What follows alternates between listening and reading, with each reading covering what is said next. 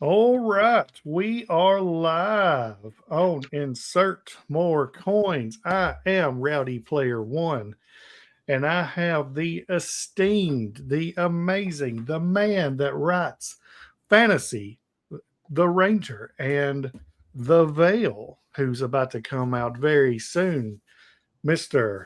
E.H. Bradley. What is going on, my friend? Hello. So, how have you been doing? How's the weekend been going? Not too bad. Not too bad. The usual. Just been writing quite a lot. Taking it easy this weekend because the wife was working, so not too many beers. Except for now, I'm having one while we're having a little chat. Why not? Uh, I have the sun-kissed orange zero sugar. As I say on most of my stuff, never drink your calories. That's the mild and special, isn't it?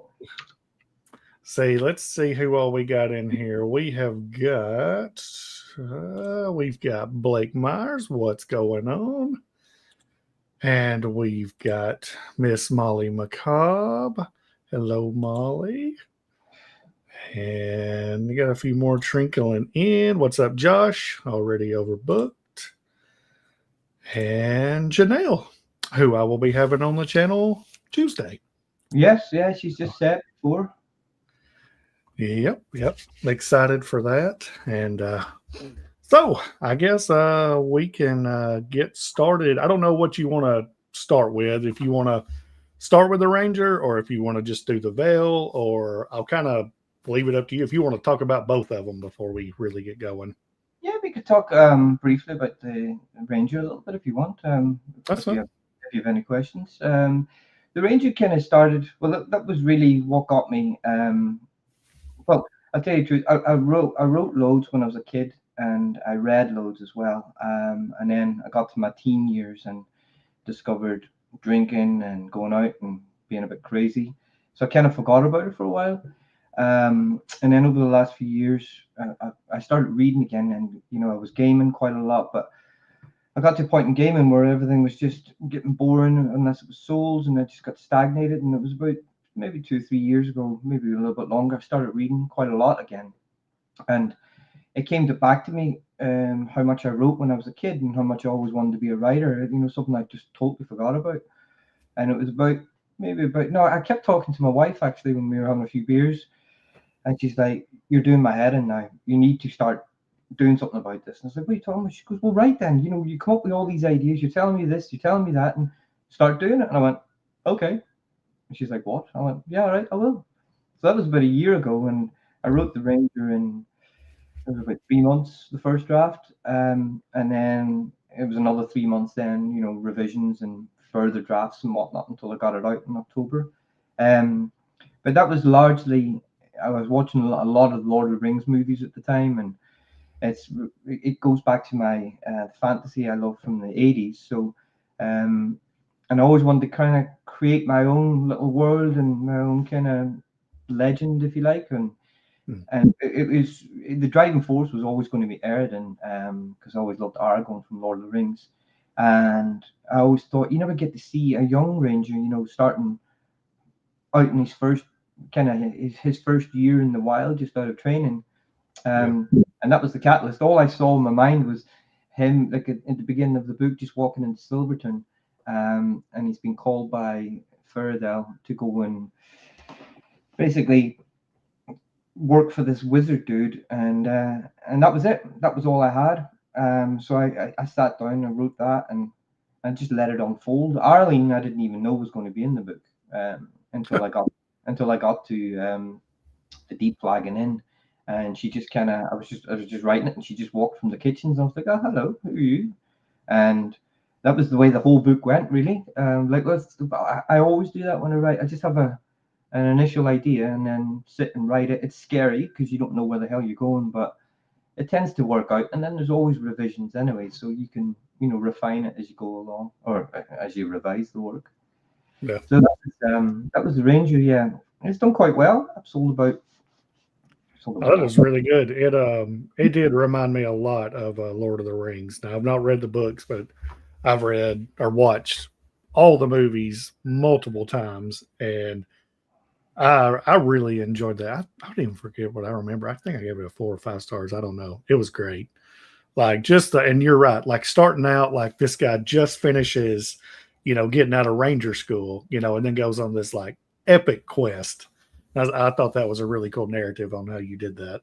I thought it Yeah, was I great. just kind of pieced it together, and then as it was going along, it just grew. And then at some point, when I got to about halfway through, I thought, right, I need to start planning this a little bit and revising what I've Yeah. done, and think ahead a little bit. So I did put some. When I get to about a third or halfway through a book, I revise what I've done and make sure I'm on the right path. And then any themes or anything I see reoccurring or whatever, I try to bring them out, especially Mhm. over the beginning again, and then that steers me somewhere to an end. Um, but the Veil was quite.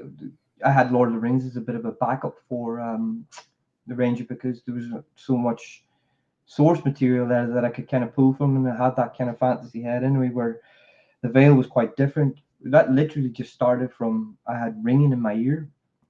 Um, and I went to doctors about it, went to hospitals, everything, went to specialists, and they kept telling me there's nothing wrong with your hearing. So there must be. And it was the nurse in the hospital who said to me, she goes, it must be something. It sounds like your alarm system's just going off, warning you that something's wrong, but you just can't see it. And I was like, ooh, hello. And that was the spark of the idea then, and then well, there's a lot more than watching the news and the state of the world today and everything going on. Everything's so bloody negative. Social media can be very negative. It can be very good as well. But all you see on the news is war, crap. It's just negativity everywhere. So I started researching that a little bit while I was playing. I was thinking about actually the Veil when I was about 3/4 of the way through Ranger. The story was already growing as I was wrapping that book up, and while I was doing that, I did some research into how they can measure the power of your thoughts that they actually carry like a certain weight and energy. Mhm. Um, so once I got those few things, and then that was the that was the kind of the what if this ringing is warning me that something's going wrong, or there's something that I can't see, and that became the veil, then the lie that we're all subjected to, that is light that we live in, is not real. Well, not so much as it's real to a certain point, but who's controlling all that? Who's controlling all these wars, all these presidents, all this negativity? And then that was it. Once I got Charlie fixed in my mind, and the what if this the kind of the situation, what was wrong, it just grew from there. There's a lot of truth in that book as well. A Yeah. lot of, a lot of the stories. Marty is actually based on my cousin, who I unfortunately lost. We lost him a few years ago. He wasn't very well. He took his own life, kind of thing. So that's quite sad. He was my best friend. I'd known all my life, and we talked to each other like we knew you are now. Every weekend, had a few Yeah. beers, and unfortunately, he got into a bit of trouble with the drink too much when COVID hit, and he didn't do too well. When Yeah. well, he passed. He took his own life. It was horrible. But my way of saying goodbye to him and having one last adventure was to wrap him into the veil, and it worked out. He was a great character for the book anyway. Oh Um, yeah. and he was quite central to everything.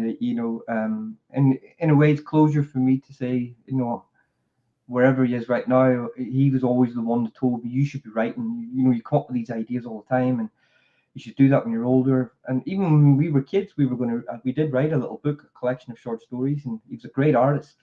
He drew some of the illustrations, and it was one of those things we just forgot about because we were only like 14, 15. Yeah. But yeah, it's a nice send off in a way for him too. Okay. Let's see. We got a couple more people in here. We got Steve Stark. What's going on, Steve? SS Fitzgerald. What's up? All the Dark And Veils. then we got Shane in here. What's up, Shane? And then let's see. SS was asking, did the Ranger inspire any of the Veil? No, not at all. No, they're completely separate. The Rangers, very Lord of the Rings or the Hobbit, that kind of a fantasy setting. The Veil would be more like Stranger Things mixed with They Live. John Carpenter's They Live. That kind of that lie that everyone is not aware of, where the aliens were on, in They Live. So that's kind of that's what the veil actually is a lie, basically a lie that no one can see. I think I say it in the book, a prison of no walls, Mhm. and no literally a prison of no walls that we can't see. Well, Charlie and the guys end up seeing, which kicks the whole story off. Yeah. So, all right. So I know you've got your fantasy book done, The Ranger, and then you've got this horror inspired book with The Veil. Are you are you going to go back to The Ranger, or are you kind of like have you switched to like you're just going to be more of a horror novelist now? No, I'm primarily going to be writing horror for the next few years. But funny enough, I woke up the other morning and I've been playing. Well, I just let them come to me rather than look for the ideas. Yeah. And the Ranger has been nagging my head for the last week or so. I woke up, I think it was earlier this week, and I already had an initial idea for books 1 and 2 to complete a nice Ranger trilogy. And Mhm. book just popped into my head the other day. I woke up and I was like having my coffee in the morning. I said to my wife, I was like, I can't get this bloody story out of my head. I've got it now. I've got the second book. So it may come sooner than later. I don't know. Yeah. But I'm currently writing my third book at the minute, which is 75. I'm at 75,000 words into. It's going to be about another 100,000 to really round this one out. And I've got my next book planned sort of for after that. So I may it may come after that, maybe early next year or so. We'll see. But it's going to be a lot darker than the original Ranger, a lot bigger, because the Dark Lord that tried to take Arlene in the first book, and because the guys won for now, is going to come back, but come back with a vengeance in a really bad way, where the whole country of Eshna is going to be looking for Arlene because they'll have no choice otherwise. That is like the initial catalyst for starting the second story off. It's going to be Okay. dark, bigger, yeah, a lot Is more high it stakes. is it obviously I don't know this, so the question I would be more I know how you have a lot of people that stay in like one genre, like their whole like writing careers and all that. Do you Mhm. think it's easier to swap back and forth like fantasy and horror just to get your mind on other things that you're not, constantly focused on either one or the other? Do you think that's an easier thing to do, like far as for you anyways, or is it no, I need to focus more on something and just randomly do something every now and then with another genre? No, it definitely helps with writing between the two because you don't it keeps your writing fresh and keeps Yeah. your ideas fresh and keeps your work fresh if you like. But I find it easy enough because I read so much in both genres. Anyway, I read a ton of fantasy when I was a kid and that stuck with me all my life. But I haven't read anything very modern for a long time, to be honest. That's why Ranger's very classic and old school. So if I do write fantasy, it will be classic and old school. But I reckon when if I do round out the Ranger trilogy, that would be me as far as it goes with fantasy because I've got a ton of stories in the horror side of things. Um, yeah, I'll be primarily horror from now on, hence the Dark Veil Society and everything that we're doing. Yeah. Well, all right. Let's see. We got more people that have showed up. We got Alexander Sinclair. What's going on? And then immediately we've got Alex Schuerman. What's Oh, up? Alex. How are y'all doing tonight? Or this afternoon, I guess you'd say here. It's night over there, but afternoon here. So I guess you'd say what was your inspiration in far as writing The Veil? Oh, The Veil. There was a few things, a little bit of Stranger Things in there. But I think one of the primary influences or inspirations for it, well, the idea really came. I was playing with the idea with the ringing in my ears, and in a lie, a prison that we're not aware of, and what happens to Charlie very early in the book, um, is the catalyst to getting the story going and everything, and what the kids go through, which is quite gruesome at some points. But the main inspiration for that, I was reading Stephen King's fairy tale at the time when it was cooking in my head, and that was a big inspiration, particularly for the second half of the book. Um, that inspired quite a lot of it, but I told it in my. It gave me a lot of ideas. So yeah, I would say fairy tale would be one of the biggest inspirations, and like John Carpenter's They Live as well. And I said there's a little bit of Stranger Things in there for the kids element, and particularly season one as well. With his little brother going missing. I won't say much more than that. I don't want to give too many spoilers away. Let's see. Molly had a question. Said, "What do you find the techniques used to write fantasy are vastly different from writing horror?" Definitely because the language is so different. When I switched from the Ranger to the Veil, because the Veil's set in the real world, I could use my own voice, if you like, and just write it in a way because it's first person as well, so it's really coming from Charlie's voice, if you like. Um, Whereas when I was writing fantasy, I had to create Eshna myself, and make this whole world up. I had loads of maps on a map maker and things like that. Hemavale, the city, the Whispering Woods, where else? The Misty Moors, all the way up to Frostfang Mountains and everything. So even by definition, fantasy and horror are so separate, and because I mean, you could have real world fantasy if you like, but because this is fantasy, yeah, I found my voice was still the same, but the language you use was slightly different, particularly in dialogue and the way your characters talk. Um, I like I swear a lot in real life, so in the Veil there's a lot of swearing. In my latest book, 3 Days to Darkness, is a lot of swearing too, because it's based on real life characters, if you like, and people swear. That's Yeah. just the way it is. And Oh, big difference between fantasy and horror, yeah, for sure. yeah. I would just me personally. Fantasy can get on my. I love them both, which obviously I've read way more fantasy, but fantasy to me aggravates me more than anything on why do we have to have the names of some of these characters so dang hard to say or pronounce. Yeah, That's why I love, like, say, most horror novels that I know I've read yours now and Molly's and a few others, and I'm working on Janelle's. The names are just normal names. It makes mhm. it so much easier to read. Well, I And I know mean, it's just me, but it gets so aggravating no, sometimes. it's not you at all, but it's me as well. I totally agree because when I wrote the Ranger, I didn't want to start coming up with all these crazy big names that I couldn't say myself, let alone spell or write. Yeah. You're saying these names. But if you're writing the book, you got to write those names or those words so many times. I wanted to make it nice and easy. Like in Game of Thrones, all the the names and even place names and everything are very easy to read, understand, whatever, and remember. That's why the Rangers very much like that.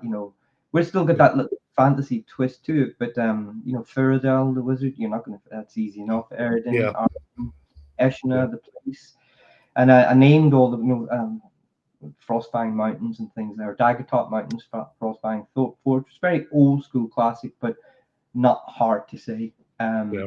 But yeah, it was definitely a relief when you go to horror. Then you don't have to make up names, apart from the Veng and the Veil, but we won't Yeah. talk about them yet. Let's see here. Avid Book Junkie, what's going on, Mark? How are you doing tonight? Uh, there we go. I'll tell you what, before we get super far, I want to say something real quick on just in general. Um, Me and you were supposed to do this live 2 weeks ago, and I mentioned it in my monthly recap, but you were the nicest person ever to me whenever I was struggling the absolute most in my personal life at the Mm-hmm. beginning of the month. And I know me and you talk, I feel like every day or every other day on either Discord or Twitter or X, whatever. Mm-hmm. And you helped me out so much on that. I was frustrated at work, and you were just like, just let it go. We'll pass it off and we'll reach back again. And that right there just lifted so much pressure off my shoulders, which is Yeah, my fault in general. I mean, I was like I said, I'd worked 2 solid weeks straight. I didn't get to read it all. And you were like, man, it happens, it's okay. yeah, I mean, of course, just take your own time sometimes. I mean, Yeah. I get it. I get it when I write because I write pretty much every day. I do burn myself out. It's because I love it. I love getting. I need to get those 2,000, at least 1,000 words down a day. Yeah. Because I love seeing the novels grow. So when you said to me, and I was we were chat because we chat quite a lot anyway, and Yeah. you were saying you're down, I was like, dude, just chill, just fuck it, just take it easy, take your Mhm. time. We ain't going nowhere. Just take 5 minutes out because I know what it's like when you do give yourself those 5 minutes out and you step away from because reading is it takes up a lot of time, especially the way me and you read, and a lot of people read, especially if you read quite slowly. You like to absorb the world Yeah. that you're in, and if you're doing loads of that, your brain's going to spasm out, and if you've got too much work and writing on top of that, Yeah. the best thing to do is take 5 minutes away. Because sometimes I think, that's it, I'm done. I'm not writing again. I'm sick of this. Yeah. And I go, Oh yeah. It got close for me about I'm never posting another YouTube video. I don't want to read no more. I mean, I was frustrated and I talked to my wife about it and she's like, just it's okay. Calm down. And then I'd mentioned to you about it and you're like, let's just push it back. We're cool. Everything's fine. And because I'd started reading The Veil and got I think 3 chapters in and didn't mm, touch it for 2 weeks. And then I was like, I've got the live with you and I'm not going to get it done. And I know that you wanted to wait till I was done before we did it. And I was like, what the heck am I going to do? And pushed it off. And when I got a few days off of work after I'd worked so many in a row, it was just like everything went back into place and it clicked. And golly, I'm glad it worked out like that because that book is amazing. but Which it's a wee lesson to learn to the next time you're burnt out. Now you know what to do. yeah, Now you just go, nope, take 5 minutes away from it or take a day or two away, and then it comes back. So rather than me freaking out now when I've written too much, I just go, no, take 5. No, I probably still write actually, but I yeah. read a little bit less, and then it just comes back. Real quick, let's see here. Josh is I think I have to jump to go make dinner. Where's the best place to get your book at or books? Is it Amazon? Well, they're on Amazon, but they're on my website as well, which is just you can get the link on my profile on X, but it's just eamonnbradley.com. Very simple, and we could put some links up later. But it's on my X profile anyway, and everything's on Amazon. Yeah, the Veil will be out in June, and Ranger is currently on Amazon now as well. But yeah, the website or Amazon. Okay. Alexander, thank you very much. I do. I feel much better. I learned a lot in those 2 weeks. Is don't put as much pressure on yourself, and if you get it done, you get it done, and if you don't, it's all right. You're gonna survive. I think it was just the fact of me going to I had all these plans on getting stuff finished, and then we had interviews coming up, and I was like, great, and it just all went to crap, and it happens sometimes. That's life. Yeah, yeah, yeah. So Today we're not going anywhere, and that's what I said to you. Everyone loves you, dude, and no, your channel's getting big now. You've only just started. You're one of the nicest guys on. You and Chris, Bearded Book Beast. thank you. So you guys have got a great future ahead of you. Just take 5 minutes and keep doing. You would feel worse now if you sat and you weren't doing this and you're missing all Yeah, the things that you've got upcoming. We just need a yeah, break. yeah. Especially like, and I agree with feeling worse about it if you actually would have quit because then once you got the time off and you were back to normal, you'd be like, why the heck did I stop doing this in the first place? You forget about how bad it was for the 2 weeks. Yeah. So, it is what it is. A lot of that So, too, just being tired and overwhelmed. So it yeah. melts everything else, like fog. So, I don't know how in depth you want to go. I know we don't want to spoil the book or nothing, but I did. If anyone had watched my review, I'd put on there that, or at least the live part, whenever I talked about it, I'd put on there, this book reminds me of a little bit of The Boys and Saul. And you've read it, you'll understand a little of both. And dadgum, it's so good.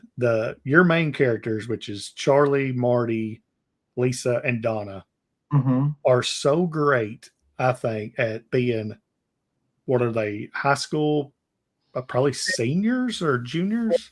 17, Yeah, approaching 8. 17, 18. Yeah. Mm-hmm. And both of them, Marty and Charlie have one of the best just dude relationships there is, grown up forever with each other, and then they're girlfriends. And then in it, you go back and do a backstory on all four of them, Mm-hmm. which is so good and explains so much on how their personalities are in this book, that I mean, it was just like, yes, that is exactly the reason why they're like they are in the book. Mm-hmm. Especially Donna. Donna and Lisa's were fantastic on how you did that, on their backstories. Yeah, yeah. The more the more emotional side Yes. the four of them. Um, Oh,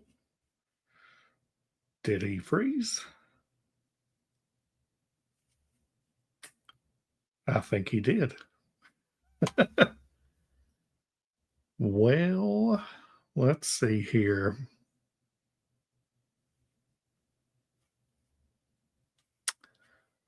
Maybe he can get back in. Maybe I can remove him and it's just me. And we will see if we can come back.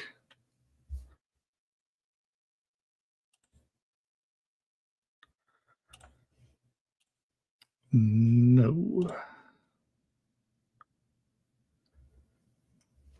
Yeah, that's right. He's thinking really hard about the answer. Oh, well, so there I you don't. are. There you are. Yeah, yeah, Yeah, yeah, yeah, yeah. my internet does.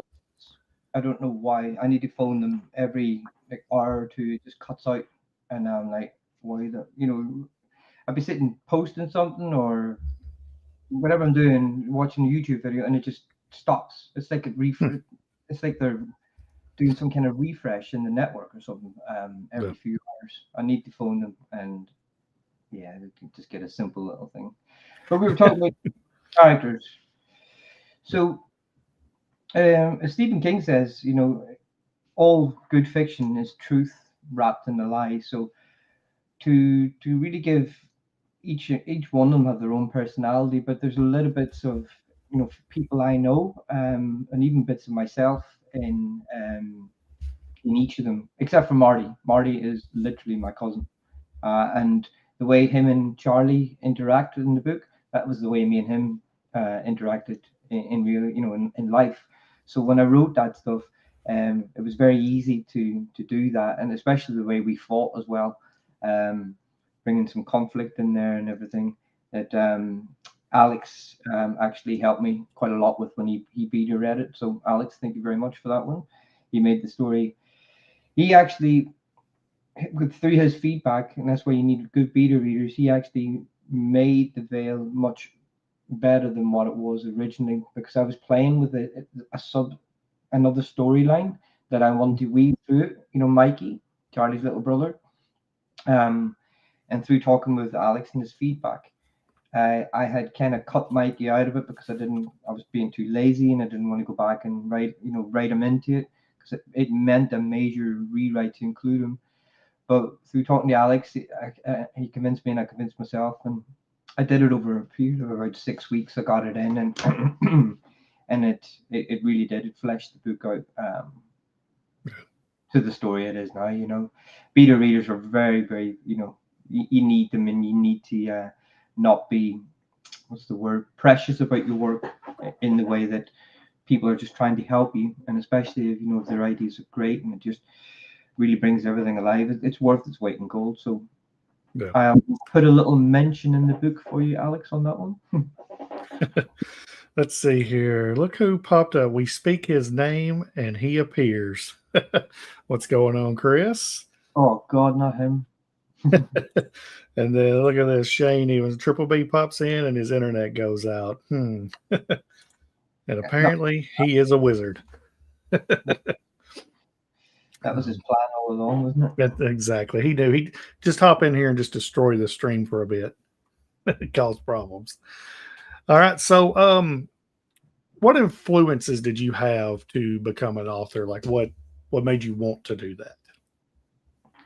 Ever since, literally, I know everyone says this, but ever since I was young, when I read loads, but I'm that kind of person. When I do something in life, or when I like something in life, I always want to get my hands into it and get involved. I'm not happy just kind of sitting on the sidelines. So I've tried many things: games development, all different bits and pieces, DJing. I played for quite a while and everything, but never really pursued it. And then, because I got kind of, it didn't stick with me long enough. But writing has stuck with me all my life. And when I was a kid, the teacher used to give us stories, to write. Like, let me see, a title would be "My Summer Vacation" or "My Summer Holiday," and everyone in the class would write about where they went with their parents for the summer or whatever. And I would use that and I would twist it into something like, we went to a caravan park and all the people next to us or the village were all werewolves or vampires or whatever. And I always put a fantasy or a horror twist to it Yeah. because it was just the head I have, and I always loved writing and telling stories. But one of the biggest things was being able to be an indie writer these days and self-publish. Mhm. It's so easy. It doesn't mean that every book that gets published is actually any good, but there's a lot of good indie books out there now. And if you've got the time and you really want to do it, you can just write a book and get it up on Amazon, within whatever time frame you want. So the kind of the barriers were down, and seeing as they were down, I thought, you know what, I'm going to give this a go. But I just love telling stories, and I love the act of writing as well because I don't plan anything. I don't beyond the initial what if question and my set of characters. Once I have those two things fixed in place, I just start to write and narrate, if you like. um and that's the most exciting part to me because I don't know where it's going to go. So essentially I'm the book's first reader, and when you write, you get to write or read the stuff that you love. You get to write exactly what you love. So it's win-win all the way through. And I just love, the feedback. I love when people read your stories and they really like them, and you can't beat that buzz. It never gets old. Yeah. Um, and it's something you could never be bored of as well because there's so many stories yet to be told, and I've got tons queued up, kind of just stacked up in my head, ready to go. I'm already planning my next book, and the veil isn't out. I'm still writing 3 Days to Darkness, and I'm already planning my next one. I've got, and I know what that is now. I've been playing with it for quite a while. I'm going to write something in the style of Stephen King's It, where it Oh, goes okay. it goes between old people and young. So, Yeah. uh, but I've got a big idea for this one, so it's going to be another big chunker. It's going to take me quite a while to get through, but that's That's a yeah. yeah. I'll tell you something I have noticed, and you're right about some of that. You're my ninth, I think, author interview. And whenever I ask that question, a lot of times people will tell me, well, whenever I was in school, a teacher would ask us to write something. And most students will write kind of like what you said, what you did, in the summer, you went on vacation, whatever your family. Mm, But nearly every author that I've said or asked them that question will say that same thing and be like, but I did something way out of left field, talking about werewolves and stuff like just randomly. And that right there always seems like, okay, you've got a creative mind hmm and way more advanced than most anyone your age, at the time that does it. And you mm. can tell, you're going to be big into either stories or writing or, something to do journalism, anything like that Anything with the creative. words. So I've That noticed that a lot. comes out like that when you're young. Then yeah, maybe there is something there. Maybe it is what you're supposed Yeah. to, what you're supposed to be doing, and at least give it a try anyway. It's been a year, just over a year now. I started last February, so I'm on the third book, and it seems to be, I don't know, people are liking the story, so I'll keep going as long as people keep liking them, I suppose.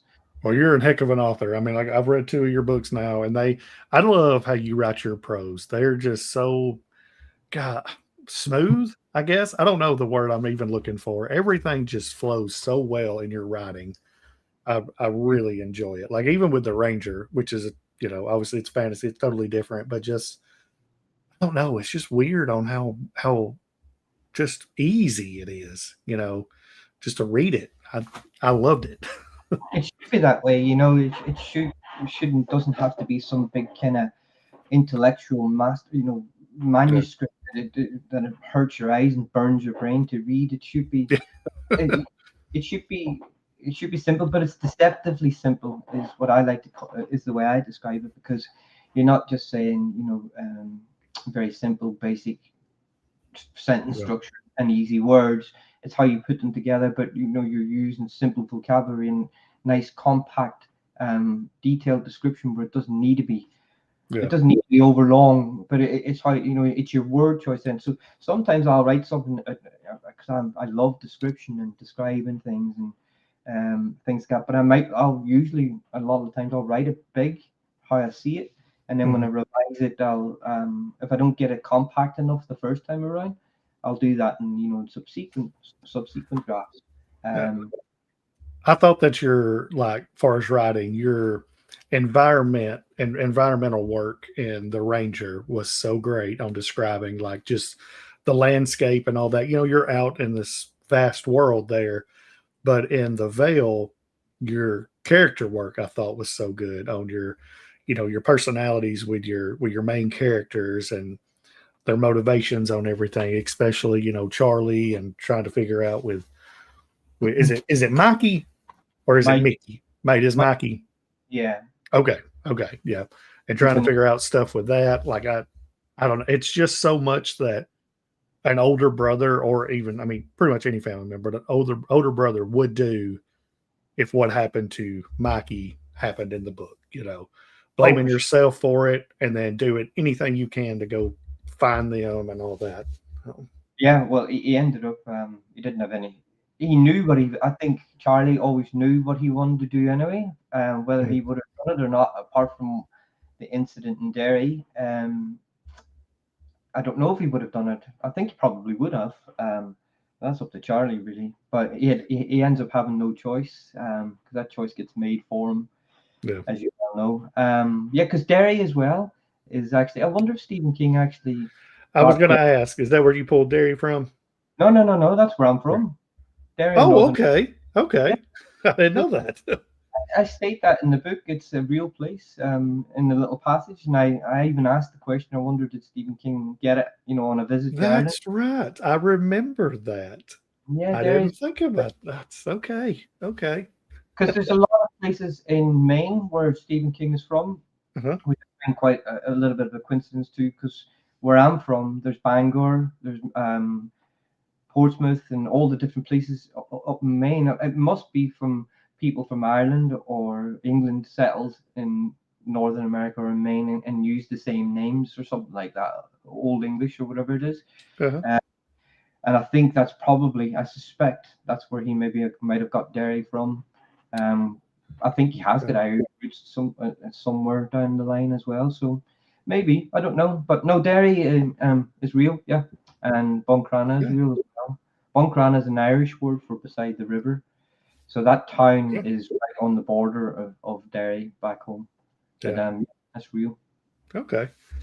All right. So I kind of got an idea of two, but I'm going to ask what author or authors have influenced your writing? If you take out Stephen King and take out J.R.R. Tolkien, because I know you had mentioned Lord of the Rings with the Hmm. Ranger, and then you've mentioned Stephen King, Hmm. and with this, what would you do? You have any others that kind of inspired you to Yeah. or influenced?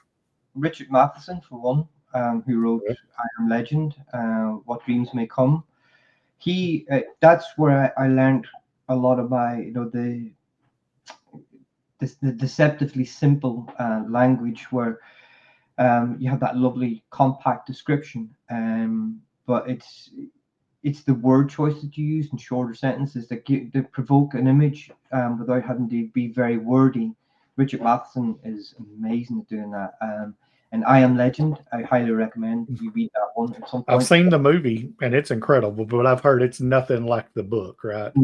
Nothing like the book. Like Stephen King's Okay. The Running Man is nothing like the book as well. The book's amazing, The Running Man. Okay. A fun movie, but it's nothing like the book. But I Am Legend, dude, you will love it. Yeah. Okay. Trust me. So yeah, Richard Matheson for one, and my other big one would be Cormac McCarthy. The Road, Blood Meridian. I don't know if you've heard of him yet. Who is it? Cormac McCarthy. Oh yeah. I actually have. Oh geez, is it The Road? Mm-hmm. Yep, I've got The Road on the shelf that I'm reading. I'm planning on reading in a few months. So I do Cool. have it. I know he's got a bunch of other awesome ones too. Yeah, Blood Meridian is very good. I can't. Brain's gone blank on the other ones. I get him and Robert McCammon mixed up a lot because Robert McCammon's got like Boy's Life, which I have here as well, and then I think he's got Swan Song too, which is like a Stephen. A lot of people say it's an not technically a ripoff, but a whole lot of the same stuff, just in a different way. Right, which one's So, that? Swan Song. Right. So supposedly it's a lot like it, but just in different ways. I've heard that from a ton of people. Okay. So, yeah, no, The Road by Cormac McCarthy is excellent. But you'll find when you read him, he doesn't use any grammar around his dialogue, so it's quite hard to tell who's speaking at points.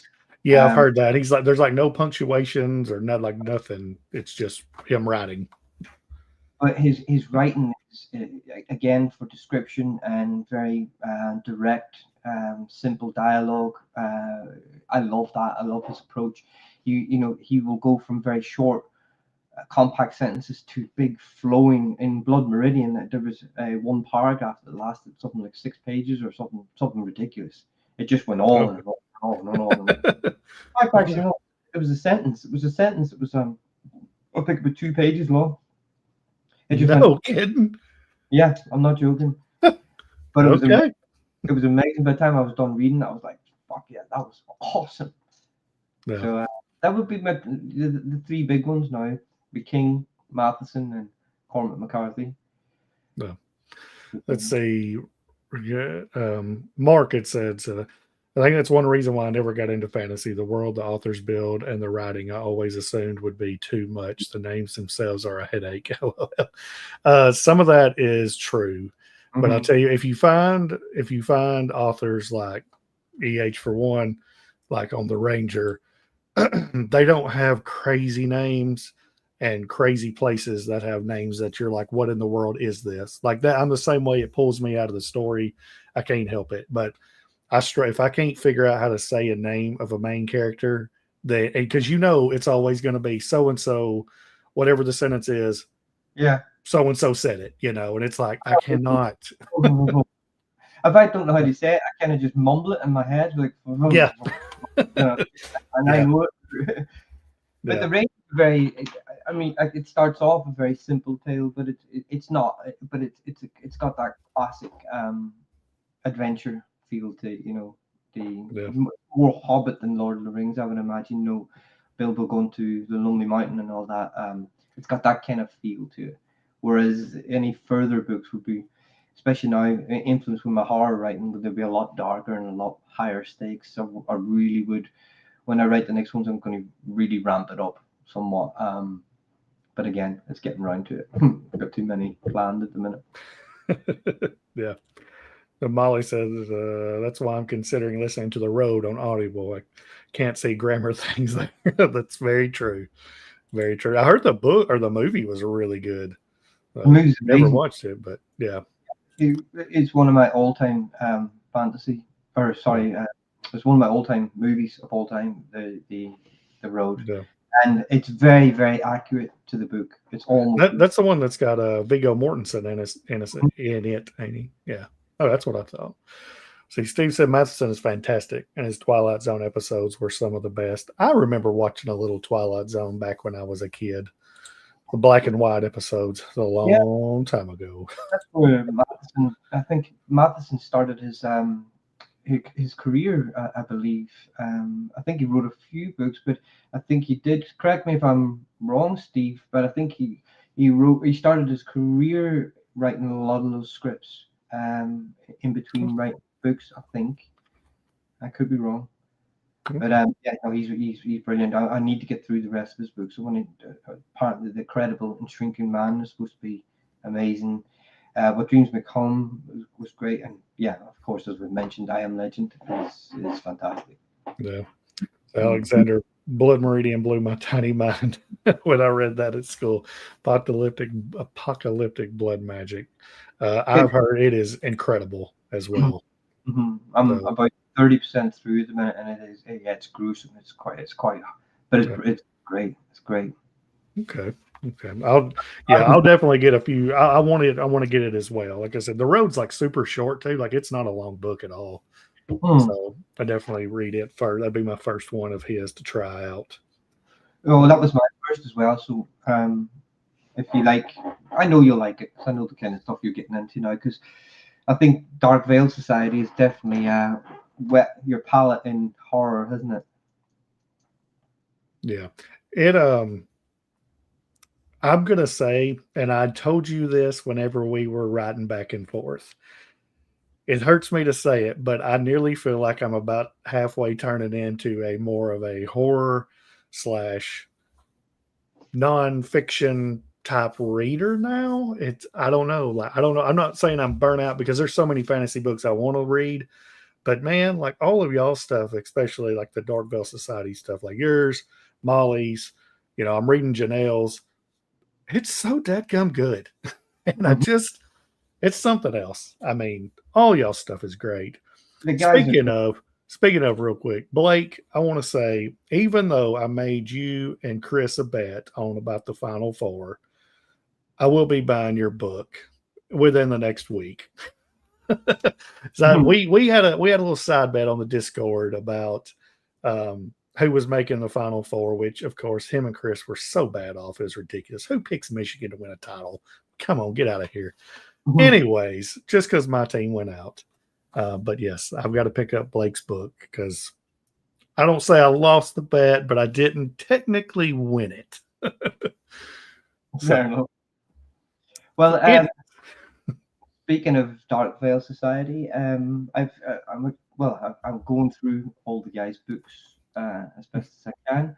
Me and Molly formed it a few months ago now, and we have a very unique set of great authors and great talent, and everyone's got their own niche. Me and Molly would be quite similar to the way we write and the kind of stuff that we write.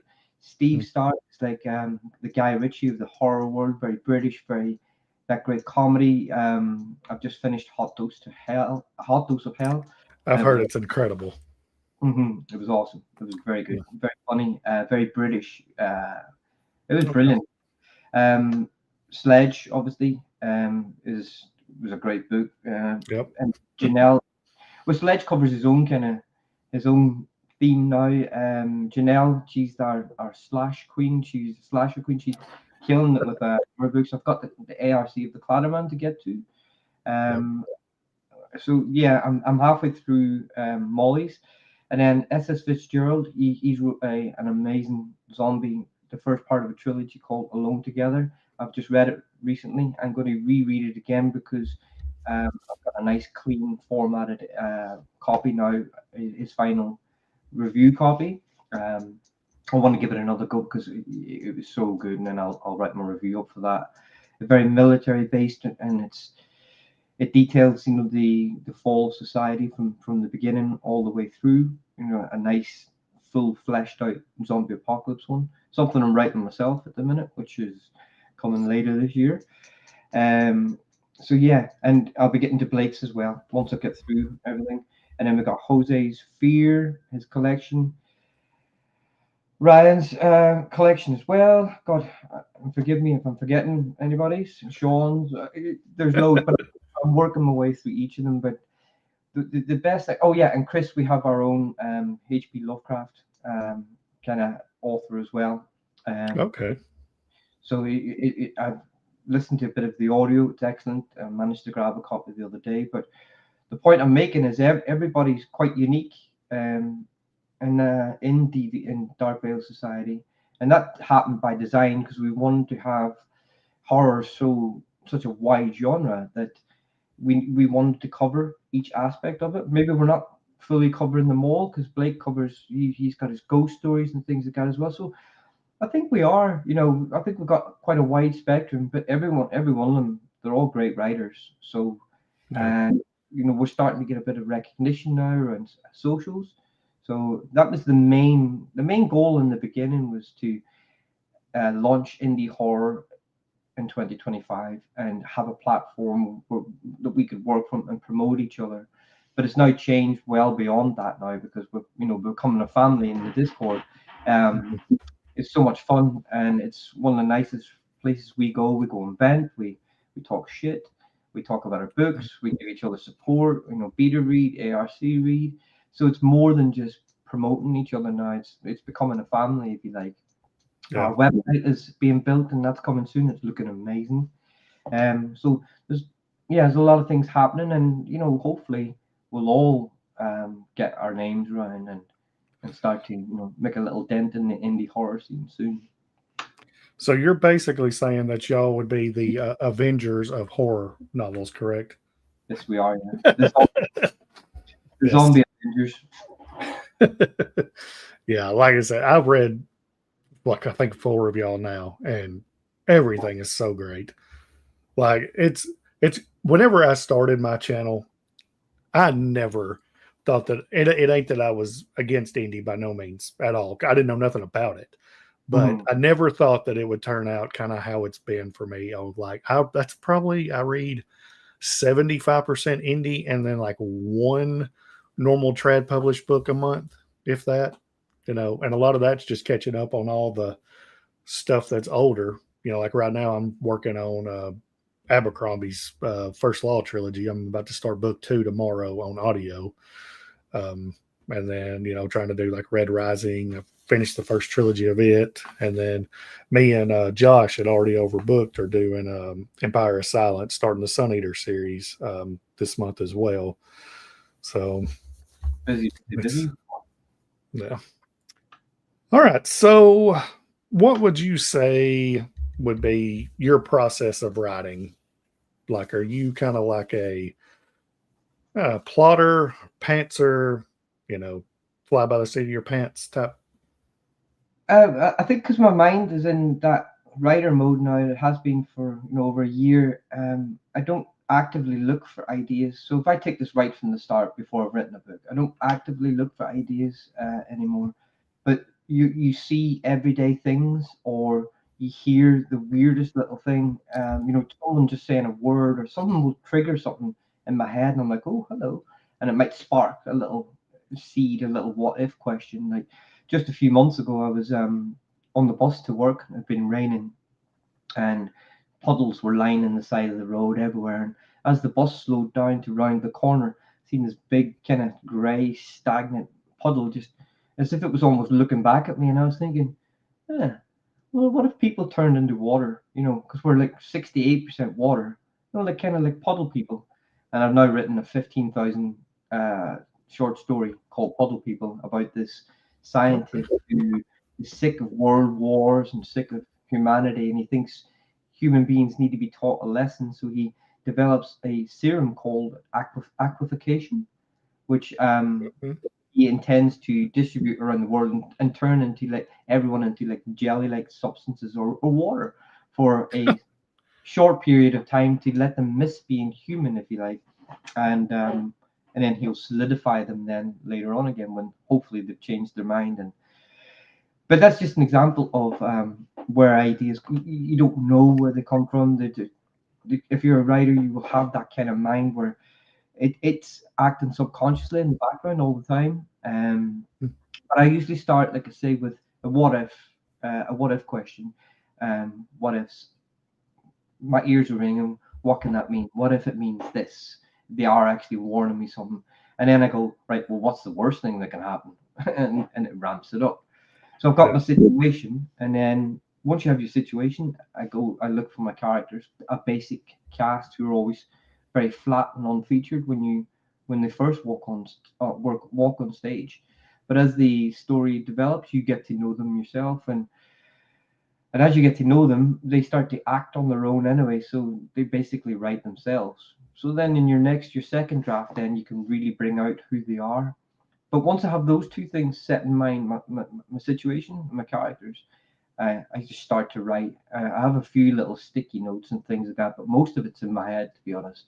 I just sit down and write, and it's like going to the gym. If you go to the gym every day, your body expects you to, to be training at a certain point in time, and you do get used to it. So if you train your mind every day to say when you finish work, 5 o'clock, whatever it is, where you come in and you sit till 7 and you write for 2 hours and you don't leave until you get at least 1,000, 1,500 words down. If you do that every day, it becomes routine to the point when you don't do it, you miss doing it and you get pissed off, and it becomes easier.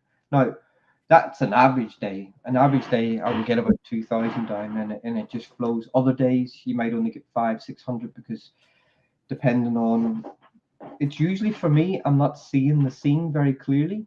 Mhm. On what I've got a vague idea, and the more vague it is, the longer it takes me. I write a lot slower. But if I spend the time while I'm at work or while I'm lying in bed reading or whatever, and I really flesh that scene out, and I come to write it the next day, I'll have 2,000 words down in an hour and a half. And Oh wow. yeah, that's how clear it is. But sometimes it could take me 3, 4 hours just to write 1,000. But on average, it's about 1,500 a day, and I don't leave my machine until I have at least 1,000 a day. Yeah. Because and I typically take a Friday off. Okay. Right off, take a Friday off, have a few beers with the missus, and Friday or a Saturday. I take one day off a week. You need it. But other times when I burn out, then sometimes I might take maybe 2 days or something like that just to really reset. Yeah. That's I've trained myself now where I want to make something of this, and every day, every time you read, you're learning. Every time you write, you're learning, and the more you do it, obviously, the better you're going to get, and the more you're going to get out of it. The way I'm writing now compared to a year ago when I was writing Rangers, completely different, and I think I'm only just beginning to find my voice now, or maybe I found it a few months ago, but it's becoming more and more refined now as to how I want to write and how I want to sound. Mhm. Um, but it only happens literally by doing it every day. If you're going to the gym, you only make a difference by going there training a lot. It's the same with writing kind of thing. It depends on how much you want it and what you want to achieve, really. If you're Yeah. writing for fun, yeah, you could take your time with it, chill. But I believe if you want it to be your career and you really want to make a mark and get to be the best you can, then it's dedication. Read every day and write every day. I don't believe Yeah. there are any shortcuts around that. Okay. So out of the Ranger and the Veil, do you have Mhm. a favorite character out of all of them? Out of all of them, or Mhm. both books included? Oh, you can do both books if you've got one on each. That's cool. One in each because they're so different. Okay. I would say Fairdale would be my favorite character in the Ranger. I like him because I think he was my favorite in the yeah, Ranger. because um he's just really nice. He's got that Gandalf feeling about him. Yes. Yes, he does. Um, so yeah, I do. I really like him. I like them all, but yeah, if I had to pick one, yeah, it'd be Fairdale because he's got that nice, fatherly feeling about Yeah. him. Yeah. Um, and then in the Vale, this is quite a random one. I like Little Chevelle. Okay. Nearly can't really talk too much about him because Yeah. he's very later. I like him. Yeah. Yeah, he's cool, and he plays a very pivotal part in things. So Yeah. Yeah. He's later on in the book, so yeah, we can't say too much. mm, I do quite like Lazul, even though he's not very nice. Yeah. He fits the. Oh, Tommy Gillespie. Oh He yeah, he's a, he's he is such the typical high school bully. I mm-hmm. mean, You nailed that with a T right there. It's like, yes, always got one or two other goons with him, of course, and always trying to pick on the smallest guy there is. It's Hmm. like that is high school bullying to a T. Now, I do like what happens to them. I thought the Yep. a better revenge, really. The way Mhm. Charlie, I think Charlie, I didn't even know that was going to happen until I wrote it, and I was like, yeah, well, that's what you get. I like it, Charlie. I'll stick with that. Yeah. Charlie make that decision, which is it sounds weird because it sounds I'm the one that's writing it, but not really. When you I like to think of it as I'm just transcribing, I'm just writing it down. It's the characters and the story just tells itself. Once you get the engine running, it Mhm. just tells itself. If you have a strong enough situation in the beginning and decent characters, with enough personality, it'll just take itself over and write itself. You just Yeah. have to sit there and let it happen, kind of thing, Yeah. all the See, time. Steve said that you nailed it. So writing as regularly as you can is the way to go. Just like Jim, though I rarely can crack out 2,000 words in a setting, I've been known to spend days tinkering with a couple paragraphs. Mm. I don't doubt it. I'm It sure whenever you get stuck on stuff, I know that's one of the things that Nick Horvath had talked about with Sledge was like he forces himself into a corner. And he said if it takes a day to get out or if it takes 2 weeks, he's got to figure out a way how to write himself out of it. hmm I was like, that's an interesting way to do something right there. They can be scary when you write yourself into a corner. Yeah. It's you will get out of it. It's the panic of thinking that you're not going to get out of it. Mhm. That's the scary part. But if you just push the keyboard away, sit back in your chair because this is my chair. This is where I write. And just don't think about it. If you think about something else, it comes to you then. If you think about something else, watch a movie, do something else if you're a little bit stuck, and then it'll just come to you. It'll come to you when you least expect it. You're like, got it, and then you go and type it down. Yeah. I think that was one of the things with Nick on his book with Sledge was what got me about it was constantly like when he gets to a part where you're like, there's no way he's gonna survive. Whatever happens here, Sledge is dead. Like it's happening. And Hmm. some crazy thing goes down. However, Nick thinks about it and then he manages to get out of it. It's like it got me every time. What I loved about that book was how he dealt with the people that came after him. He dealt Yeah. with each one of them in such a different way. Those Yeah. guys, the ice water up against the tree, jeez, that was brilliant. Yeah. It's like that the way that book's written, like all the DVS guys, it's like silk. It is like it is like verbal silk. It just flowed. It was so Hmm. beautiful. Yeah. A great cast of characters. It reminded me of what was it Blake said in the Discord. Was it Magnum PI, and he did like a meme with all the Yeah. characters. From that 80s kind of Oh MacGyver, yeah. all those kind of shows, with the Maldorano, is it? The rich guy Yeah. and Yeah. Al and everyone. Yeah, it was brilliant, very good. Yeah. That's what I think I wrote in my review was it was I mean, it is an absolute 80s action packed movie in book form. I Hmm. mean, insane. Yeah, it does. That's a good way to put it. Like have like MacGyver, but MacGyver's Arnold Schwarzenegger. It's just insane on what he is.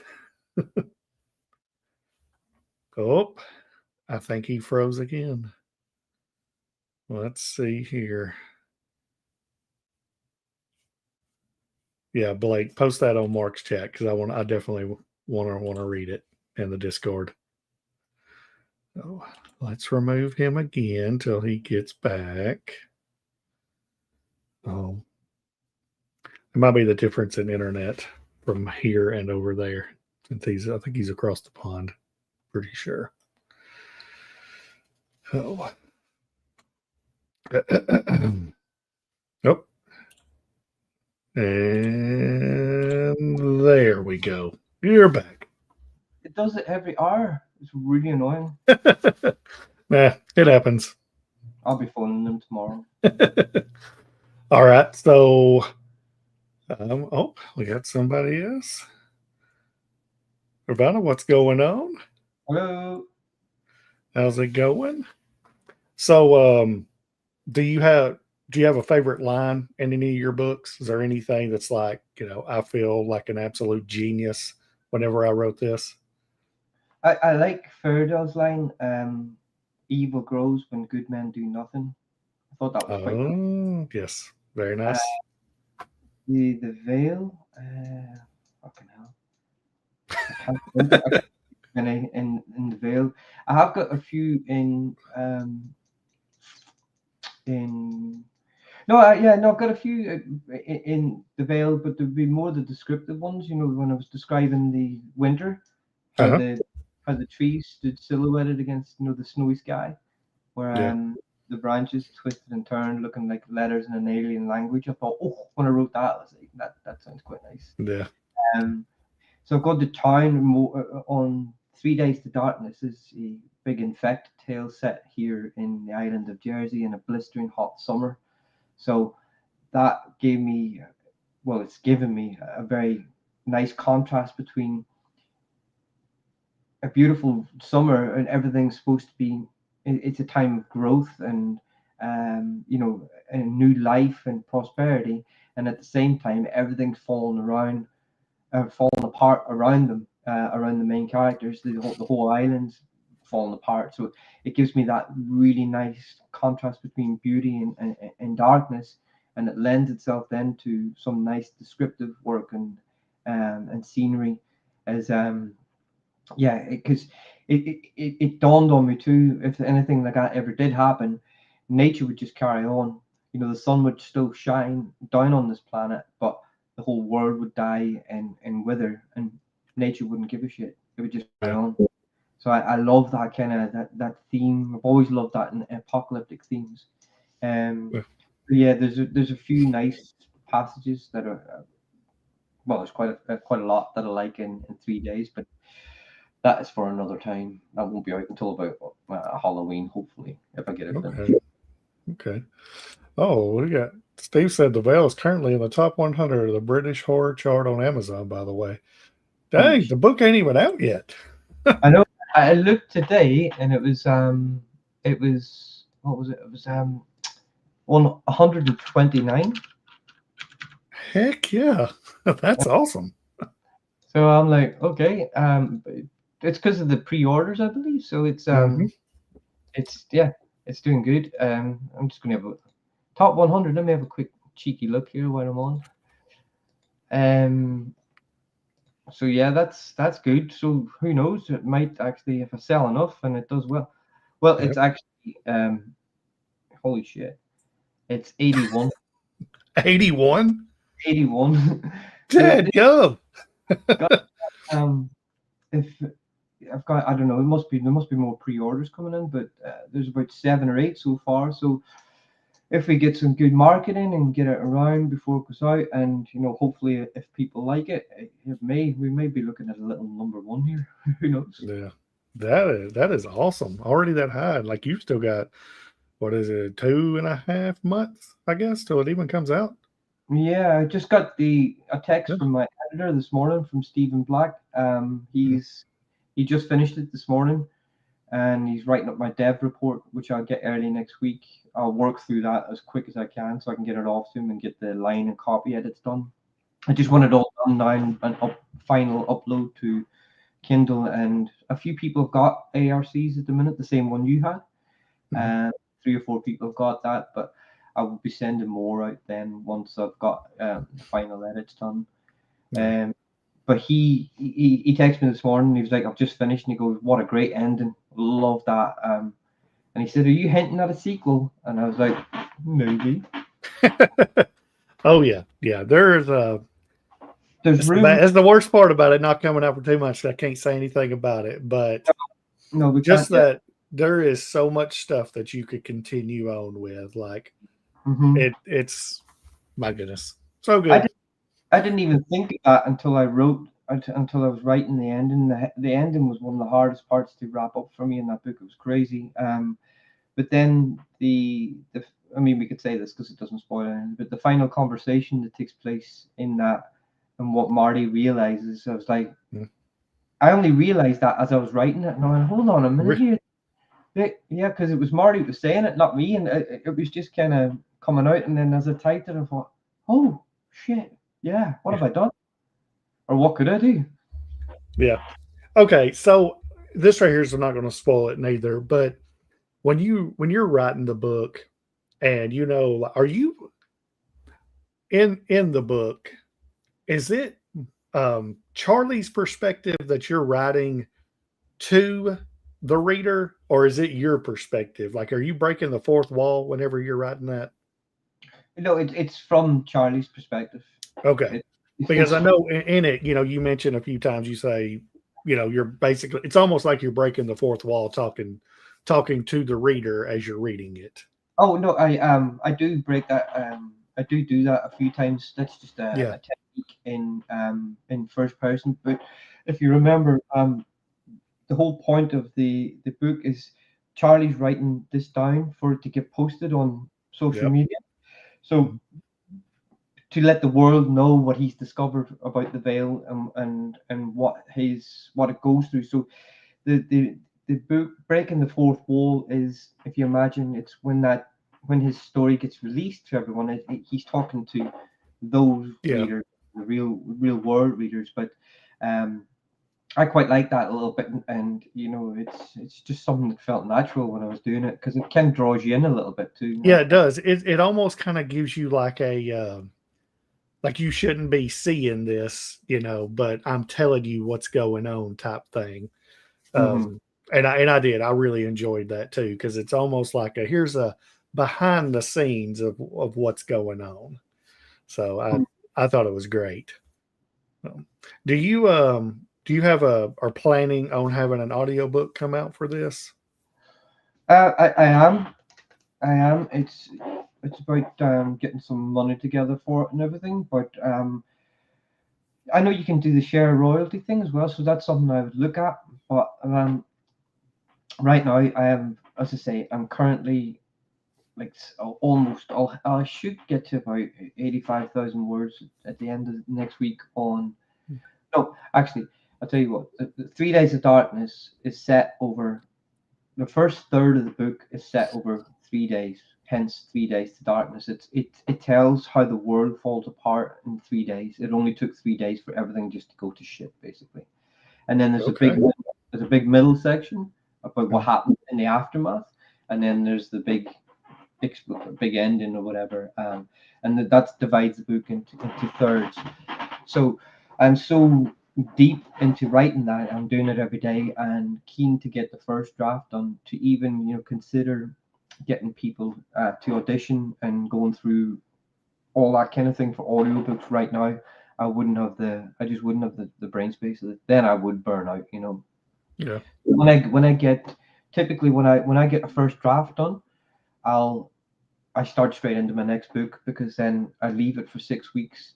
I'll go back then and edit. And if I leave it for 6 weeks, I should have about maybe about 20 or 30,000 words done in my next book. So that gives me a head start.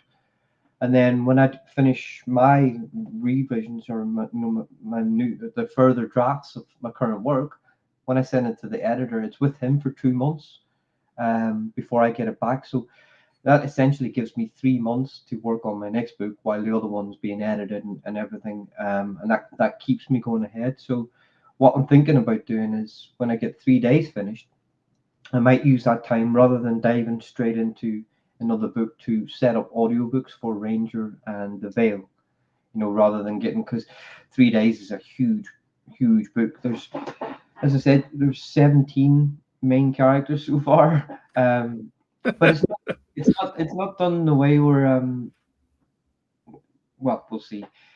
Yeah. I know them all because I'm writing it, but I'm hoping I've had a few people read the beginning of it so far. A friend of mine in England loves it. He's like, "Holy shit, dude, this is really cooking." And I was like, and he loves the way how each character, and every one of them's got a very big, unique personality. Some of them, like Richard Evans, I've been telling Molly about this guy quite a lot. He's an asshole. He is a bastard. Like, Yeah. people are going to hate him, but I love writing them. It's the Mhm. you get to be a dickhead for a little while. Yeah, It's so much fun writing them, but every personality is very unique in 3 days. So I hope that they stand out enough that when you're reading it, as I'm flicking between each character, you're going to remember them. That kind of way. yeah, But it's huge. I'll definitely will want to take a little bit of a break when I get this, especially the okay. first draft done. Yeah, But because you're like knocking out some books. I mean, would you say? I think the Ranger was released in October, and now the Veil is June, and then this other one's a few months later. Or are you gonna try to push it on I hope 3 days. October? 3 days will be. We should be drafted by roughly about the same time Veil comes out, maybe a little bit after that in July. Yeah, Well, if I get stuck into getting my revisions done, my further edits, once I send it to Stephen, it'll be 2 months then before it comes back. So July, August, September. Yeah, it's doubtful it's going to be October. Maybe November, December, round the year off. yeah, Christmas book near then. that'd be awesome. Maybe I might if I work hard enough, I could possibly get it ready for October, which would be a nice Halloween book because this Yeah. thing is gruesome. It's dark and heavy. There's a lot of yeah, Okay. just a lot of blood and guts and gory. Yeah. It's a zombie book, so Okay. All right. So we will let's change a little gears a little here and get to know you a little bit better. Easy softball questions, basically. What's your favorite food? favorite food. This is a very British meal, but mince and potatoes. So it's mince, meat, gravy, carrots, onions, and mash Okay. all Okay. day. It sounds very like a very like hearty meal for Yeah, us, I would I mean, say.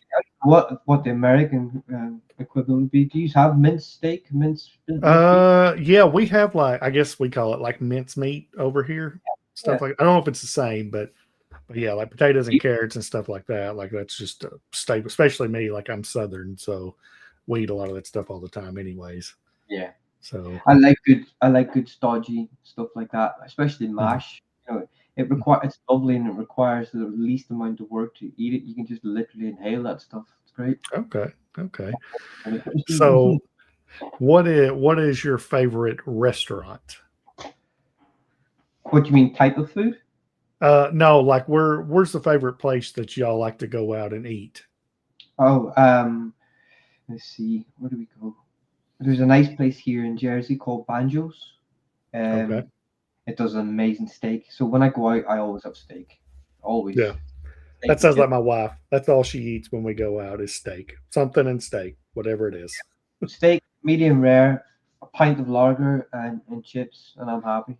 I'm Okay, not those kind of fancy eaters. So Banjo's in town, yeah, that'd be somewhere. It's one of my favorites. I love to go. yeah. I love a medium rare steak myself. That medium rare, either one. My wife is well done and Oh, fillet it and yeah, but if she they say butterfly it over here, which is basically cut it in half after it's been cooked and then put it back on and cook it some more. or kill it Yeah, some more. it's like I don't want to have beef jerky. When I eat a steak, especially when I'm paying the amount I'm paying for it. Yeah, You yeah, know, no. I don't like it too bloody either, where it's just medium to medium rare. Maybe more medium. yeah, But yeah, nice juicy steak, man. You can't beat that. yeah. He's asking if you're in Jersey, as in New Jersey. That's a no. No, I'm in Jersey, Channel Islands, the island between UK and France. It's actually where New Jersey got its name from. Okay, that's Yeah, cool. all the people migrated or immigrated over from Jersey years ago, and they called it New Jersey. Much like as I was saying before, up in Maine, you have Bangor and Portsmouth and all the rest of it. They're all British names, so I'm convinced that Stephen King stole Derry from there, and I Yeah. stole Okay. it back from the Vale. Are are you a gamer at all? Like, do you play any video games? I've played all my life, yeah, massive. Okay. But it has took a serious backseat. The only thing I played, I think, this year was Elden Ring's DLC. shit. What do you call it now? Can't remember. Well, it was Elden Ring, but it was the expansion pack. I just can't remember the name of it. I played loads of Souls, Sekiro, Bloodborne. Oh, geez, you like all the hard crap. I can't do any of that stuff. Mhm. I couldn't before, and then my mate said, just stick with it. And he says once you finish it once, and once you get through it once, it's Yeah. hard. You'll come back stronger, and when you go back and you do your replays, that's when the fun happens, because bosses that absolutely destroyed you before, when you go back, you go, remember me, and then it's your turn to kick their ass, and there's no better feeling. Yeah. Yeah, Marks. We're they were gonna be neighbors if you lived in Jersey. Um, Janelle, my son plays Elden Ring DLC. Mhm. Do you see where Shadow of the Earth Tree. That's it. oh yes. I'm too scared to mess with any of that stuff. I seen where the Switch 2 was just announced, and Hmm. me and my son watched it, and we were very disappointed in the price. And now they're talking about the tariffs potentially are going to make it be even more expensive, and they're Yeah, making some of their games $80. Like, come on, are you insane? yeah, for a Switch. So it's crazy. So we ended up we're not getting it, but um, yeah, Elden Ring's it's just too tough for me. I'm not good at games like that. I play a lot more sports games, college football, and been playing baseball and stuff like that, basketball. But it back in the day, I used to play a whole lot more of like either open world or first person shooters and stuff like that. But Hmm. I don't have the time now. No. So it's more on something that's quick. I can play for like 20, 30 minutes to an hour, and then I'm out pretty Don't get much me because wrong, I just don't. I love gaming and sitting back, but like a Souls game would take up so much time, Yeah. and that time I could be working and writing, and that is my main focus right now. It just is. But Yeah. there's not much out at the minute I want to play anyway. I Yeah. go I go through big stages to cartoon. I used to get really pissed off and down when I didn't have anything to play, because you feel lost. Yep. Like, That's what happened to me last January. That's why I quit gaming for a while. Is didn't have nothing to play, wasn't interested in nothing, and started reading, and everything's changed since then. well, that's exactly what I did a few years ago. I burned out the games and everything. I thought, what else did I do? And I started remembering the reading, and I love reading, and that was it. And it's been all downhill since then. And my PlayStation's sitting there down. Yeah. And see, Mark. Yeah, Switch 2 is already $450 over here, and with the tariffs, who knows what. But you ain't paying 450. You're gonna if you want to play Mario Kart, you're gonna have to pay 500 for it. Otherwise you're gonna pay 530 plus tax if you bought it outright. Crazy for a handheld console. It is. It is. And especially, I mean, don't get me wrong, like, Xbox and PlayStation have like the top peak in graphics and stuff, but I mean, Nintendo, I don't know what it is. It's almost like the same thing that might happen like whenever they went from the Wii to the Wii U. On like there was an improvement, but it was so dang expensive. No Well, no, one wanted it.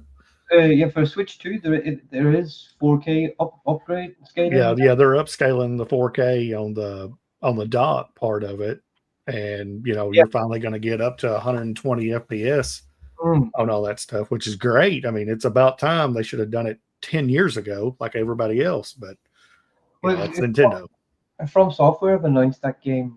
Yeah. Oh, geez, Bloodlines, is it? Blood something. blood. Something. Yeah.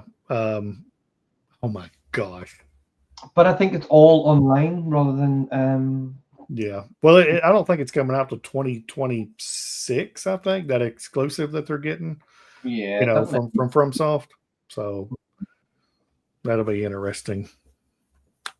Do you like do y'all like any sports at all? A little bit, but again, I wouldn't have the time. I love basketball. I like more Oh, American sports than uh-huh. British. I'm not a big on football, except for when maybe Ireland's playing, or the Hmm. big. I love rugby and Six Nations. I watch that every year because Ireland always kick ass. Yeah.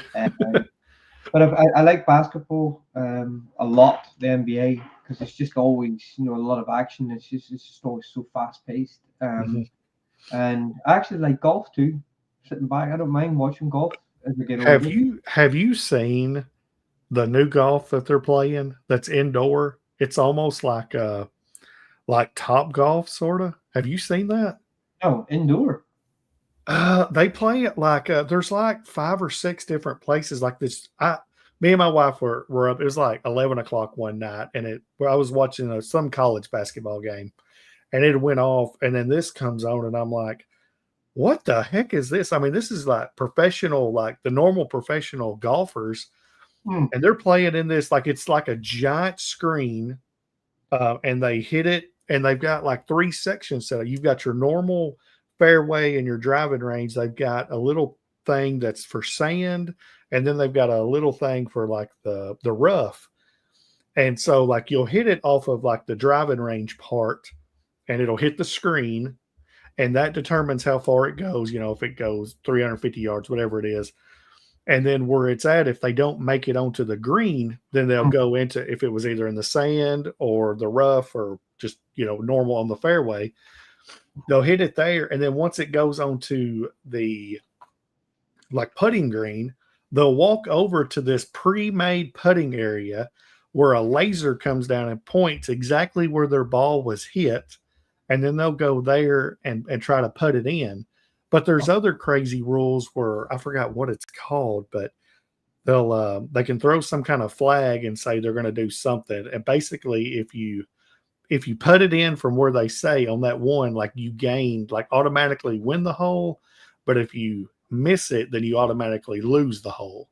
Right. So it's got some crazy rules, but it it was pretty cool to watch. I haven't It's seen something that. random. Yeah, I did see over. I haven't seen that one, but I did see over the weekend. You guys have was it disc golf? They throw Oh frisbee. yeah, yeah, yeah, yeah. You throw like a frisbee.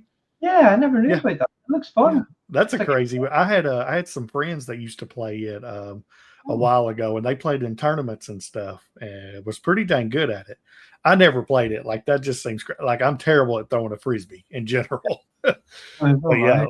like he's throwing like one of my friends, their son, could throw a dang disc golf frisbee like 150 yards. Like it was insane how far. And if you know how to do it, man, them suckers go straight as an arrow. Mm-hmm. It's wild. No, I'm not very good at that. I'd end up hitting myself in the face with it or something. Yeah.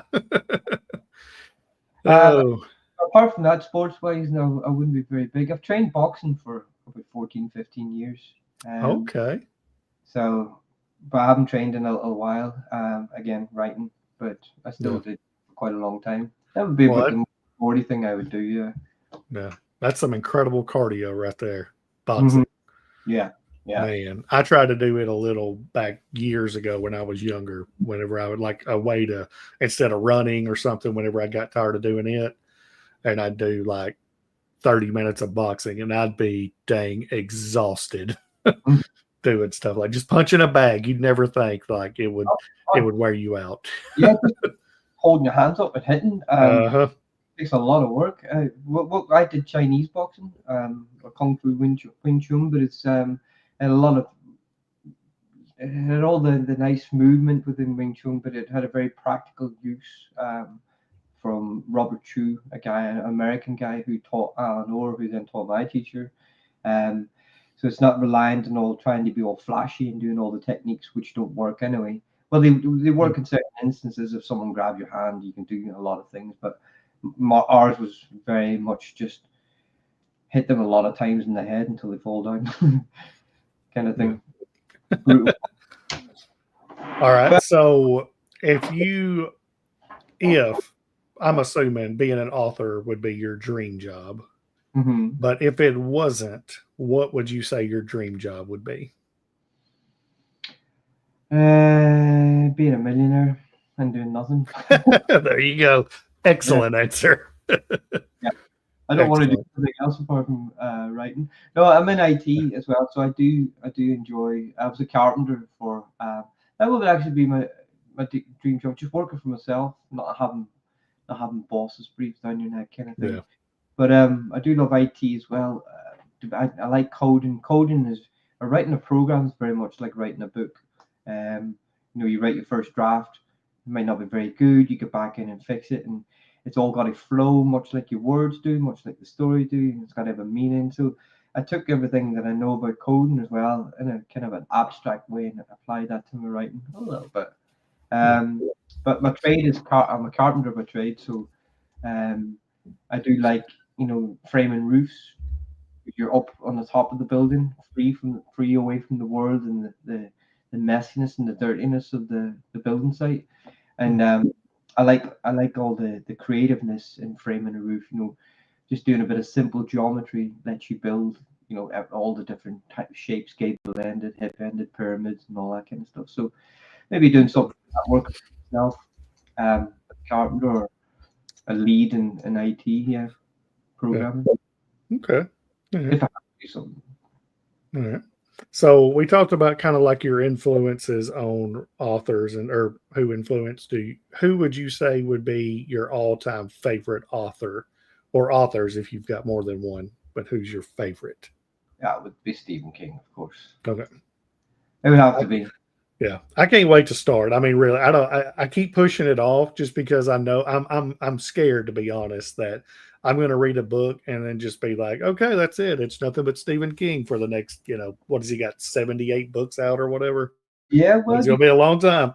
you, you couldn't go too wrong with that. But again, a lot of people hate Yeah, him because he tends to really over explain. Well, it depends on what way you look at it. He does do explain a lot in his books, but the way he does that is that when you get through it and then something happens to that character, you really feel it. You're really engaged with him. Okay, he could cut a lot. I'm not going to argue that, but I enjoy it. And a lot of people do. A lot of people don't. But um, that's the beauty of books and writing. You don't have to please everyone. yeah, Um, yeah, but yeah, for me, when I read, obviously I love Cormac McCarthy, and there's lots of writers that I love, but when I'm reading King, I'm at my happiest then because it's just the style that I like. It's just the type of stories that I like. Um, yeah, I wouldn't I, argue that. I see a lot of people that complain about him mainly. Like it feels like 75 to 80% of the complaints you get from him or about him is not that the story's not incredible. It's like he just don't know how to end it. Yeah, And I guess I think the whole time is like, okay, so you're saying that the entire book's incredible, but it's bad because he can't end it. I think I can handle that. Like that's okay. yeah, exactly. Because I've read a few. Well, I've read loads of his books, and a few of the endings are not great. Or I'm like, what? I wouldn't have ended it Yeah, that way. And I think the reason being is because he is. I mean, I am a pantser, but he is like 100% pattern without any planning whatsoever. So yeah, he runs it out and runs it out and runs it out and doesn't plan the ending to have any kind of impact and just lets it run where it runs. Is my theory on it. Is where some of them maybe come across not so good.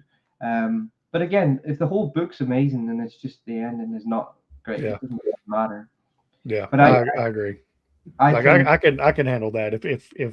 If I can read 98% of a book and it's unbelievable, but I'm just disappointed in an ending, I feel like I can let that pass. exactly. Yeah, I have So done. I still yeah, love his work. But I think with my endings, I like a good ending. So I'll yeah, always try. I'll always try and work towards a good ending. If it's a wee bit of a twist or a wee bit of a surprise, which my last two books have been, the Ranger kind of ended on a wee bit of a cliffhanger yeah, ish. Lets me continue it, and the Veil is a definite. That world could end up being crazy with what I've accidentally done, if you like, at the end of the Veil, exactly. which I think I will be revisiting at some point, but that's going to be fun to write that, and it'll be dark, where I. Yeah, yeah, Mm. yeah. Blake said that he complains because he's jealous. I get that. And let's see here. Yeah, like I was saying, my brain cannot switch between coding and writing. I couldn't. I used to work at an office, like an office chair desk, for my whole job before I turned into a driver. I worked in transportation department there at my work previously, and my eyes hurt by the end of the day. I was just so tired. I didn't. It got on my nerves. So, let's see, Molly, how many tattoos do you have? um, I've got loads. One, two, three, four, five, six, about 7 or 8. For me, I have two. That's all I've got. I need three. Like, this is how bad I am at getting tattoos. So, like, on my arm, I have my daughter's feet. Let me get the camera. And Yeah. then her name and the date of her birth. And then I have mine and my wife's anniversary in Roman numerals. I can Nice. turn it to the camera. Anyways, but I don't have my son's on my arm or my other arm. And he's 11. So I got to get it. It's my bad. Mm. The So, thing about tattoos is once you start getting them, you have I've got loads covered here, there, and everywhere. Once you start getting one or two, I've got some on my chest as well as like yeah. an ache thing here and whatnot. Yeah. Yeah, yeah, you kind of they become addictive. Hmm. I had to slow myself down at some point. Otherwise, there'd be nothing left, but Yeah. no skin left, but just ink. And Molly says the stand's going to change my world. I Mm-hmm. don't doubt that one bit at Mm-hmm. all. So let's see. The What else do we have? stand has influenced quite a bit. My new book. Yeah. And so it depends on the story with King. Yep, I could see that. Like some of his stuff, I think it was whenever he was like really bad on drugs and stuff. Like some of that stuff looks crazy. Like the Mm-hmm. way people talk about it, like that's not his best, but like some of his Richard Bachman books are supposed to be like amazing. Like I think it's The Running Man and what The Long Walk is supposed to be Long, great. I long walk. remember, yeah, I remember I watched. I actually love The Running Man, the movie, the Arnold Schwarzenegger movie, but I've heard it's nothing like the book. So It has nothing to do with it. I'm about 60% through the book now, and it's fantastic. But Stephen King's younger stuff like Salem's Lot, The Shining, Carrie, all those ones. I mean, it's early 70s and 80s stuff is Mhm. the Running Man and everything. They're yeah, for me they're amazing. Yeah. Love it. Hey, Molly's the same as me. You got the oldest, but not the youngest. It's we've talked. Me and my wife talked about. It's like you've got to go get this tattoo done. And it's like I will. And then we moved, and it's just like I don't know who's good up here. So yes. I feel bad because I should have it. So I'm sure you'll get it done. oh yeah, eventually it will happen. The long walk was really good. Yes. The long walk for me really taught me because it's there's so much dialogue in it because it's Mm, just keeps walking along the road.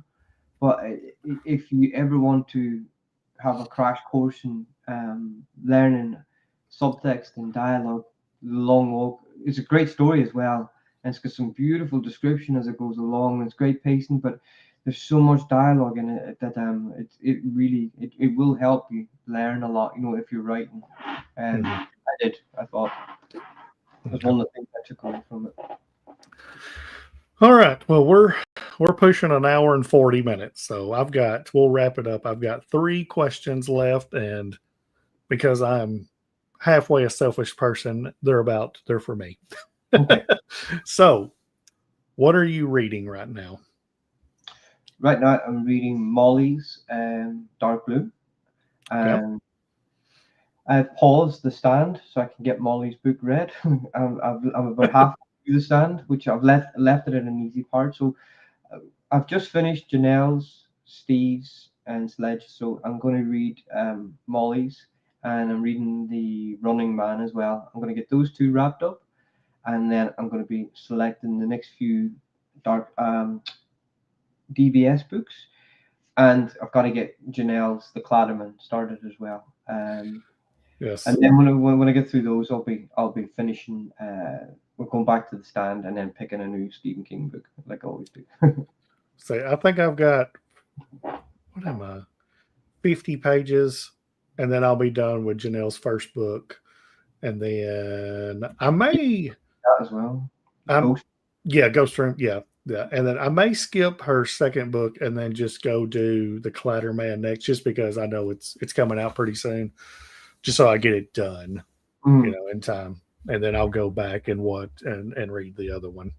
So, but I plan on knocking out all three of hers in the next, well, hopefully week and a half.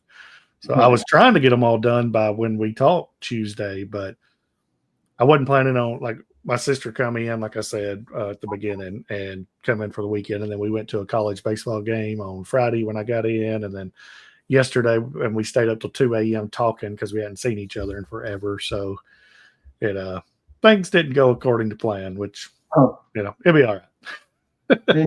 they never do they? Things just crop up, man. Yeah, yeah. All right. So, what do you think is the best, like your favorite book ever? Do you have one favorite book? Oh God. If I had to, well, I don't have. Well, no, maybe I do. It would be between two currently, and it would be I Am Legend. Actually, Yeah. three. I'm going to pick from one from each of them. My three favorite authors. So I Am Legend, Richard Matheson. The Mhm. Road, Cormac McCarthy, Yeah. and my favorite King book so far has been Salem's Lot. I just love that. Okay. I love Yeah. the way. I love the build. Yeah, and it was so beautifully written in certain sections. I think King wise, I'm thinking I'm gonna start with the Green Mile because I have it. I have Billy Summers. I have 11/22/63, and then I have the first two of oh geez, what's it called? Yeah, the Dark Tower series. I've got the first two books of it. So I don't want to. I know everyone says that 11/22/63 is like a top five book of his, top three, top five, depending on where you put it. So I don't want to start at the best of the best. Bless you. But Thank you. I'm thinking the Green Mile would be a pretty good start. I haven't tried that. I will read it. I haven't gone to that yet. I don't think there's any supernatural elements in the Green Mile, is there? What'd you say? I don't think there's any supernatural elements in. Yeah, I think so. I think it used it's I know the movie, which I remember watching it, but I was young. But it's the one with oh geez, what's his name? Tom Hanks. Yeah, He's the prison guard, I think. that's right. Yeah. Yeah, yeah. Mhm. And I've heard it's which the book, which I actually had Kevin Toll reads, one of my other friends on X and well on YouTube sent me these, and it's all the smaller ones of it, and it's just the one collection of the book. So it'd be easy to pick up. They're what 100 pages each or something. So What is that? The Green Mile broken into. yeah, yeah, it's the Green Mile, but it's in Oh what wow. six mini books. I guess they have the like the full book, but he had these, and I was talking about trying at one point, and he sent them to me. So I was like, that's kind of cool. So I'll do that. You'll get through them in no So, time. yeah, yeah, yeah. And they're tiny. So let's see, what else do we have here? Yeah, Mark's gonna start with his older work, and then let's see, Firestarter. I've heard it's pretty good. Yeah, I've got Firestarter to get through as well. I recommend what I've read loads. Um, Uh, Sailor Spot, It, um, The Body. What else have I read? The Running Man, The Long Walk. They're all great. Carrie's good as okay. well. Carrie's Yeah. short. It's very Okay. well. You'll see what I'm talking about once you get in his certain style. You'll find it, like you said, with mine, easy to read, but he's very descriptive as well, but not overly. Okay, he will rattle on, but you'll get why I think he rattles on is because it really cements the characters and the situation in your head. So when the actual story kicks in or whenever an event happens, it's supposed to be meaningful because he's spent so much time giving you the characters and the setting and everything. It really impacts you more, and you'll just love his voice. I know you will, because it's to me, yeah, you'll love it. Yeah. Okay. And Molly said his short story collections are great. Mm-hmm. So I've heard Seasons um, was really good. So the first one, I I, agree. I have a few of them. I haven't got through them yet in hardback. But I've read Mm. one short story in You Like It Darker about a UFO one, which was really cool. Yeah, Steve's Pet Cemetery, Salem's Lot, and The Dark Half are my faves. Dark Half Yeah, was the first I read. That cover caught my eye as a kid. Okay. I have to get. I will be reading Pet Cemetery and The Dark Half. I've read Salem's Yeah. Lot, but I'll be reading Salem's Lot again because I heard I've heard many people say that Pet Cemetery reads a completely different story if you've read it when you're young and then you turn around and read it after you've got kids. Like it's yes, not the same story. Like it's oh so no, different. no, Yeah. no, yes, And it hits way harder when you're yes, when you're have children. mm-hmm. So that one makes me nervous. As I got two kids. So Yes, it will. I haven't read it yet. I know about it, but I haven't read it yet, and it'll hit. yeah. Uh, but it's supposed to, it's going to be really good. Yeah. I Bones book Bag of, and yeah. Let's see, Bag of Bones. It really does a great job with making you connect with the characters. So I've heard he's really good about the character work of like everybody, and like they're all so different in all of his books. So so you'll see where the influences come through. In the Vale and all my writing. You'll see when yeah, you read this, you'll be like, oh, right, that's where it's got it from. yeah. He read it when he was 11. Pet Cemetery. Yeah, I bet it reads different now if you have kids. That's what I've been told. So all right, last thing. Um, what book would you recommend me to read? And he froze again. Third time's a charm because we are almost finished. Oh man. Whew, my eyes are bloodshot. That is not good. Let's see, what'd you put up here? Moon. That spells pre-order The Veil on Amazon. Very, very good. We definitely need to. Okay, he's coming back. Sorry. There he is. Okay. Okay, I'll give you. I've recommended you before, but I'll remind you. I would say read Stephen King's Fairy Tale. Okay. I, Fairy I tale. think I Yeah. think you'll. It's really cool. Okay.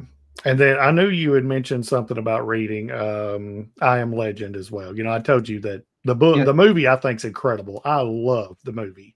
Yeah. No, you must And read that book. You'll get through that because it's quite a short book as well. It's about maybe okay. 300. So you'll get through it quite quickly. But it's fantastic. We can talk about that once you have. Yeah. Okay. Mm. Absolutely. And then we'll definitely we'll do this again whenever your next book comes out. Mm-hmm. So I can't wait to read it. But that's really all I have. Do you have anything else you want to say besides obviously go to Amazon or your website to pre-order The Veil? Comes out Yeah. June 15th, correct? Yeah.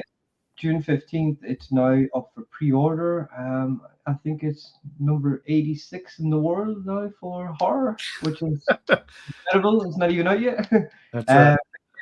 uh, if you need to, it's all on my X profile, or it's just eamonbradley.com. If you want to find my books, everything's on there. And again, it's on X as well, but all the books are on Amazon under Eamonn Bradley. But I go EH Bradley, whatever you want. But it's Eamonn Bradley on Amazon. But yeah, their Okay. pre-order is ready for the Veil, and the Ranger's up there now as well. Yep. So yeah. As Molly says, push it to the moon. Number one's where we're going for. Mhm. For The Veil. That's right. Oh. All right. Well, that's all I got. So we had several Much. people in there tonight. So thank everybody for come hanging out with us, and y'all have a good evening, and see y'all later. Cheers, buddy. I'll talk to you soon.